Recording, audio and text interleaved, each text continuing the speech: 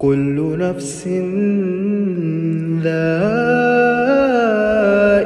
الموت ثم إلينا ترجعون. رب اشرح لي صدري ويسر لي أمري واحلل عقدة من لساني يفقهوا قولي. السلام علیکم ورحمۃ اللہ وبرکاتہ۔ ہمارا جو سیشن ہے قبر اور آخرت کی تیاری، اس میں جو ٹاپک چل رہا ہے اچھی موت کے لیے اچھی زندگی، اس سے پہلی والی ویڈیو کو ضرور دیکھ لیجیے گا، کیونکہ اس میں بھی ہم نے آپ کو بتایا ہے کہ اچھی موت کے لیے اچھی زندگی کیسے گزاری جاتی ہے۔ زندگی گزارنے کے کچھ اصول ہوتے ہیں، اگر ان کو ہم قرآن و حدیث کی روشنی میں دیکھیں تو انشاءاللہ ہماری زندگی بھی اچھی گزرے گی اور موت بھی اچھی آئے گی۔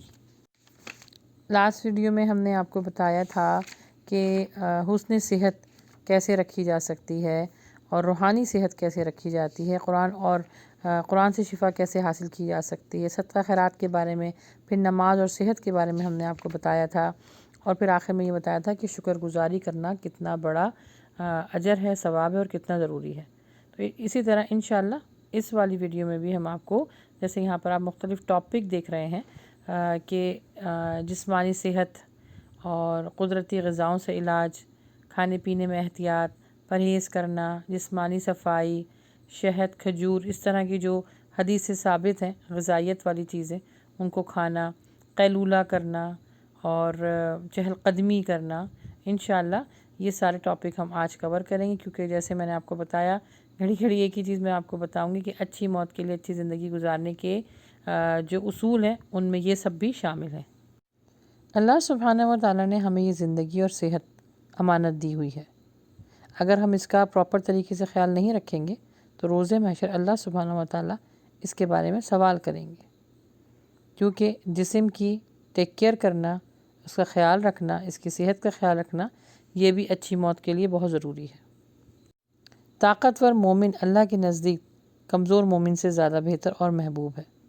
مریض اور کمزور جسم والے انسان کی زندگی بے رونق ہوتی ہے، جبکہ صحت مند اور مضبوط جسم والا انسان کی زندگی امنگوں اور پرمسرت لمحات سے بھری ہوتی ہے۔ مومن کے لیے طاقتور ہونا ضروری اور پسندیدہ سمجھا گیا ہے تاکہ وہ زندگی کے ہر شعبے میں کامیابی حاصل کر سکے۔ دینی فرائض کی ادائیگی کی خاطر اپنی جسمانی قوت کو غیر ضروری اور بے مقصد مشغلوں میں ضائع نہ کریں۔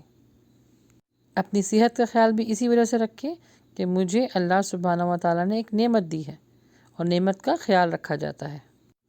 سیدنا ابو ہریرہ سے روایت ہے کہ اللہ کے نبی صلی اللہ علیہ وآلہ وسلم نے فرمایا، بہترین زندگی اس شخص کی زندگی ہے جو اپنے گھوڑوں کی بانگیں تھامے اللہ کی راہ میں اس کو اڑاتا پھرے، جہاں کی کہیں خطرے کی خبر سنے گھوڑے کو اسی سمت موڑ لے، اور موت سے ایسے بے خوف ہو گویا اس کی تلاش میں ہو۔ یہ صحیح مسلم کی حدیث ہے۔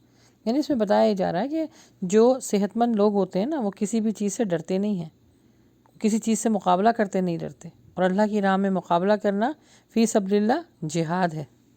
مرد ہو چاہے عورت، بچہ ہو یا بڑا، جو بھی اپنی صحت کا خیال رکھے گا اس کو اس دنیا میں بھی فائدہ ہوگا اور آخرت میں بھی، کیونکہ حدیث میں آیا ہے کہ 5 چیزوں سے غنیمت ہے اور اس میں صحت بھی ہے، تو صحت کا خیال کرنا ہر مسلمان مرد اور عورت پر فرض ہے۔ بہرحال جسمانی صحت برقرار رکھنے اور بیماریوں سے بچنے کے لیے جو حفاظتی طور پر احتیاطی تدابیر اور پرہیز ہمیں آج کی سائنس بتا رہی ہے، وہ 1400 سال پہلے سنت نبوی کے ذریعے ہم مسلمانوں کے علم میں آ چکی ہے۔ ان میں سے چند ایک کو بھی ہم اگر اپنی عادت بنا لیں تو یقین جانیے صحت کے مطابق بہت سارے مسئلوں کو ہم حل کر لیں گے اور بیماریاں ہم سے دور رہیں گی، الا ماشاء اللہ۔ اب بات کر لیتے ہیں جسمانی صفائی پر۔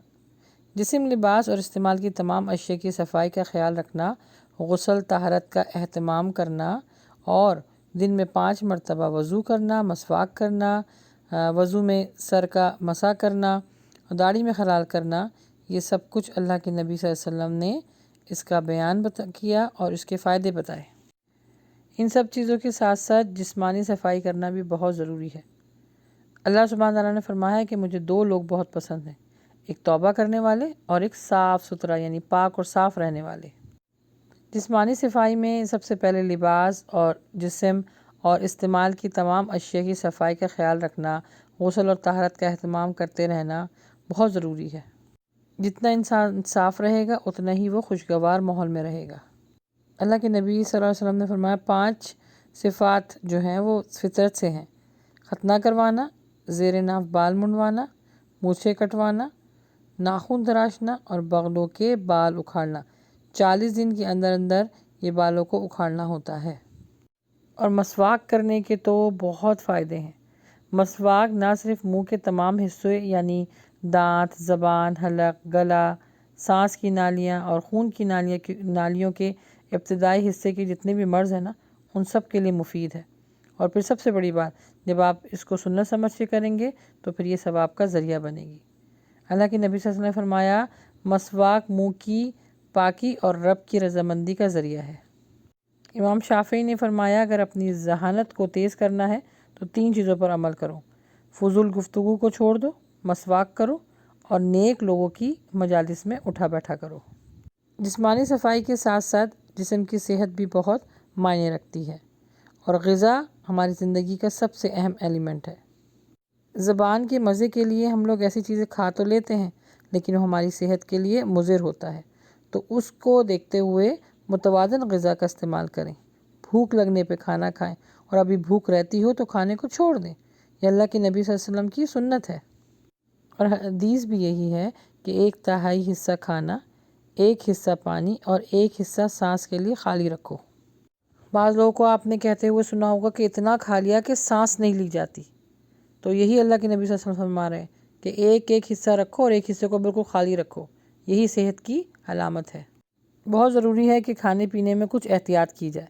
ہر کھانے اور پینے سے پہلے بسم اللہ پڑھیں۔ پانی اور دیگر مشروبات بیٹھ کر پئیں اور کھڑے ہو کے بھی پی سکتے ہیں۔ 3 گھٹ میں پئیں۔ پانی کی چیزوں میں پھونک نہ ماریں۔ کھانے کے دوران بار بار پانی نہ پئیں۔ بہت زیادہ ٹھنڈا اور بہت زیادہ گرم کھانا نہ کھائیں، اور غیر قدرتی اجزاء جیسے کیمیکل اور مشروبات ہوتے ہیں ان کی عادت نہ ڈالیں۔ کولڈ ڈرنک ہوتی ہے، فاسٹ فوڈ ہوتے ہیں، نشہ آور جو اشیاء کھانے پینے کی ہوتی ہیں ان سے مکمل احتیاط کریں۔ چائے کو اتنا نہ پئیں کہ وہ آپ کے لیے بہت زیادہ ٹھنڈا کھانا نہ کھائیں۔ سبزی اور پھلوں کو استعمال کرتے ہوئے دھو لیجئے اور کھا پی کر الحمدللہ ضرور کہیے۔ مٹی کھانے سے پرہیز کریں۔ کھانے کے برتن ڈھانپ کے رکھیں، باورچی خانے کی صفائی کا خیال رکھیں۔ یہ وہ چیزیں جو آپ کریں گی نا تو اس سے آپ کی زندگی بڑھے گی۔ کیسے؟ آپ کو اچھا فیل ہوگا۔ جب آپ کی صحت اچھی ہوگی، آپ کے اطراف میں صفائی ستھرائی ہوگی تو کیا ہوتا ہے؟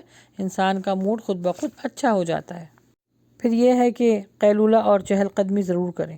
قیلولے کا مطلب ہوتا ہے دوپہر کے کھانے کے بعد تھوڑی دیر کے لیے لیٹنا، 3 گھنٹے کے لیے نہیں، بس اتنی دیر کے لیے لیٹنا کہ آپ کو تھوڑا سا سکون مل جائے، یعنی آپ کی باڈی کو تھوڑا ریلیکس مل جائے۔ اور اس اصول کی عادت بنا لیجئے کہ چہل قدمی بھی کرنی ہے۔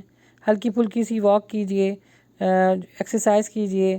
نماز فجر کے بعد تازہ ہوا کے لیے گہری سانس لیں۔ پھیپھڑوں کے لیے بہت ضروری ہے کہ ٹھنڈی ٹھنڈی اور فریش سانس لی جائے۔